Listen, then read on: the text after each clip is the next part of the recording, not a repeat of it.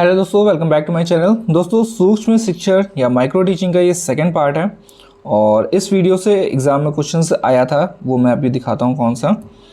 ये जो cycle of micro teaching है, इसका क्वेश्चन आया हुआ था। ठीक है, तो ये भी इस वीडियो में है क्योंकि हो सकता है कि फिर से आ जाए क्वेश्चंस।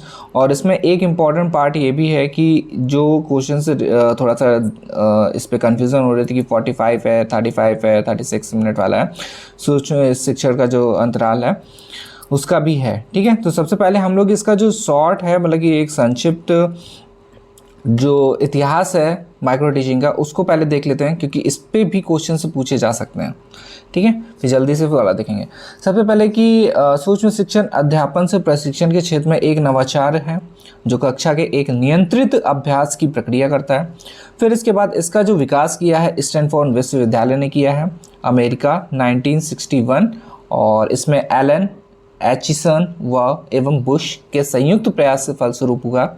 सर्वप्रथम से नियंत्रित रूप में संकुचित अध्ययन से अभ्यासक्रम शुरू किया गया। अब देखिए, सबसे पहले कि ये वाला क्वेश्चन शायद पूछ लिया जाए कि इस बार आने वाले एग्जाम में कि सूक्ष्म शिक्षण से किस विद्यालय से स्टार्ट हुआ है वगैरह वगैरह। तो देखिए, मैंने इसको कैसे बताया था, एस एस और एस।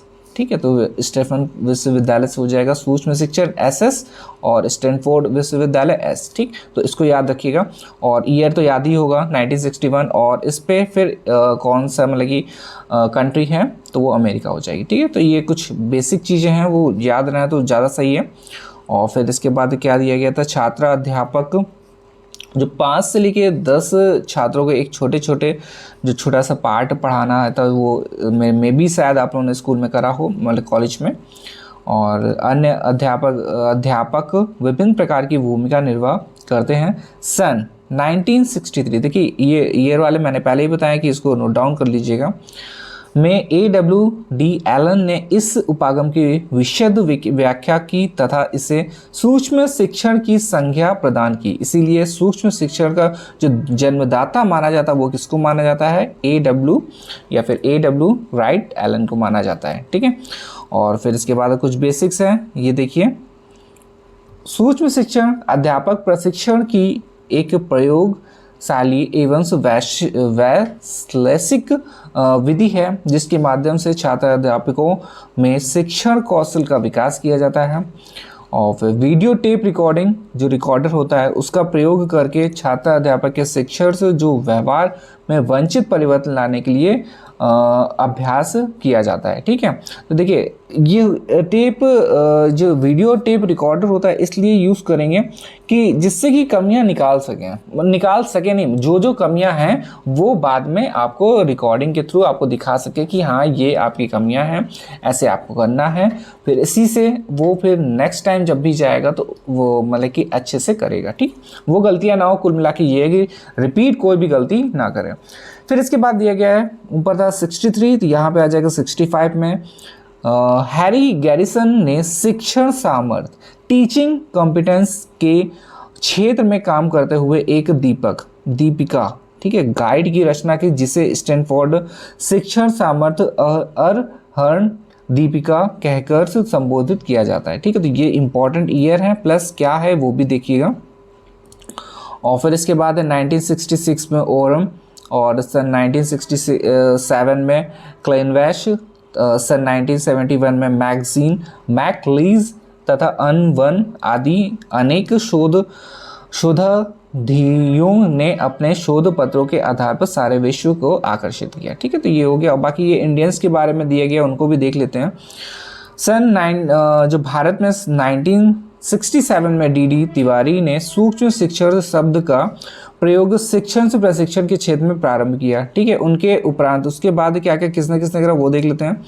GB शाह ने 1917 में, चुडोसमा ने 1971 में, और LP सिंह, मकर तथा पंगोत्रा ने किस पे करा है 1973 में, और डोसाज ने 1974 में। तो ये सब कुछ इम्पोर्टेंस है, उनको मे भी शायद एग्ज़ाम में पूछे जाए कि ना, फिर भी देख लेते हैं क्योंकि हो सकता है कि एग्ज़ाम में आ सकते हैं, बट भारत वाले वैसे मुश्किल ही है पूछे जाए, वैसे DD तिवारी जी को पूछा जा सकता है। और फिर इसके बाद है वैज्ञानिक जानकारी। भारत में 1971 पासी एवं से शाह ने सूक्ष्म शिक्षा के विकास में सर्वप्रथम से प्रकाशन करके किया था। और इसी के उपरांत भट्टाचार्य ने 1974 में और ललिता एवं जोशी ने 1976 में और सिंह व ग्रेवली ने 1977 में। ठीक है, तो ईयर में भी शायद ये थोड़ा सा वैसा ही है, बट ये ऊपर वाला जो है ना, ऊपर वाला तो बहुत ही इंपॉर्टेंट है, वो तो बिल्कुल याद ही होना चाहिए। और ये कुछ और इम्पोर्टेंट है, इसको देख लेते हैं। और इंदौर विश्वविद्यालय, एक ये कर लीजिए, इंदौर विश्वविद्यालय सन 1974 में सर्वप्रथम सूक्ष्म शिक्षण पर राष्ट्रीय परियोजना का निर्माण किया गया था। और फिर इसके बाद देहरादून ने सूक्ष्म शिक्षण के विकास में उल्लेखनीय कार्य करते हुए परि सूक्ष्म शिक्षण मिनी टीचिंग्स पर एक प्रथम भारतीय मोनोग्राफ मिनी टीचिंग और NU experiments in teachings educations NCERT। और फिर इसके बाद नई दिल्ली में सही होगा, ये तो फिर ऐसे ही है, बस ये थोड़ा सा इंपॉर्टेंट है इंदौर विश्वविद्यालय। और ये और सर्वप्रथम इसका स्टार्ट करा था, राष्ट्र परियोजना का निर्माण किया गया था। ठीक है, तो ये इसको ये ज़रूर से याद रखिएगा, ये शायद क्वेश्चन आ जाए। और फिर इसके बाद आते हैं इस पे, ये चक्र, ये तो बहुत ही इंपॉर्टेंट है, इससे क्वेश्चन आया हुआ था और फिजिकल साइंस में देखा ही था आप लोगों ने, बट एक बार चक्र देख लेते हैं इसका। देखिए स्टार्ट कहाँ से होता है, पाठ योजना से स्टार्ट हुआ, इंग्लिश में हो जाएगा लेसन प्लानिंग। फिर इसके बाद है शिक्षण टीचिंग। फिर इसके बाद क्या आता है, प्रतिपुष्टि फीडबैक। और फिर इसके बाद स्टार्ट हो जाता है पुनः पाठ निर्माण री लेसन प्लानिंग। और फिर इसके बाद आता है पुनः शिक्षण री टीचिंग और पुनः प्रतिपुष्टि तो री फीडबैक। ठीक है, तो ये देखिए ये पूरा चार्ट मैं छोटा करके दिखाता हूँ।